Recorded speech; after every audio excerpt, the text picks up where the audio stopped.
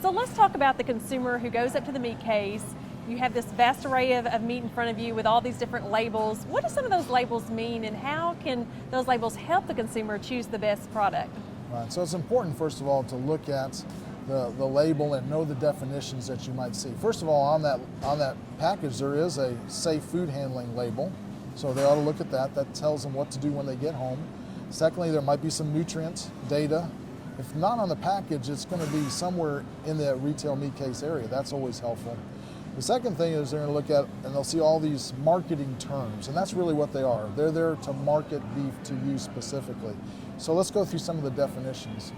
The first one is, and people talk about, and you see most often, is the term natural.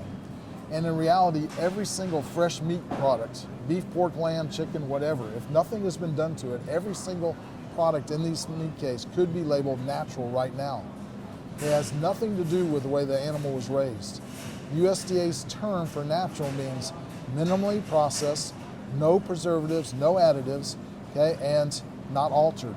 And so these beef products, they cut a steak, they put it in a package, it's natural. Every single beef product is natural. Okay, we already told you it's healthy because they wouldn't put it there if it wasn't healthy. The next one is you'll see actually the way the animal was raised. We call that naturally raised. It's another term that we use in the industry.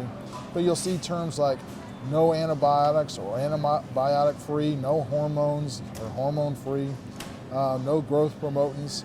And when you look at those labels, that would be naturally raised. You'll see that on the label. To be honest, first of all, you need to know that those residues are not in the meat. It just has to do with how the animal was raised before the animal was harvested. Again, that's not an issue of having anything to do with the meat itself. It's just how the animal was raised. So those are what we call production terms. And then finally, you'll see the term organic. The only thing it's saying is that they used organic feeds and they didn't use growth promotants and antibiotics in raising that animal. So organic feed stuffs. And so to do that, there's a very lengthy process and costly process in getting that done. So if you look at this meat case, or most meat cases, I'm not sure about this one, but if you look at most meat cases, you'll see that there's very little organic from the United States because we don't, it just takes too much money, too high cost to do that here in the US. And really, there's no advantages from a health standpoint because remember, they could be fed grain. So, I mean, there's no difference in the nutritional profile of that product. And so when you look at organic, they don't do it, so they go back to the production terms. That's what you'll see more commonly. The other thing is the locally raised. The definition of locally raised, according to the U.S. Chamber of Commerce, is within a 400-mile radius. In some states, it's every connecting state, okay, and anything beyond that you can't call locally raised.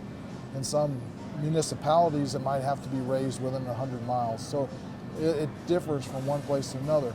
Is the beef born, raised in a specific location better than a beef born, raised in another location? The answer is no. Okay? That 3-ounce portion of beef, from a food safety, health standpoint, nutritional standpoints, equal, and the data would show that.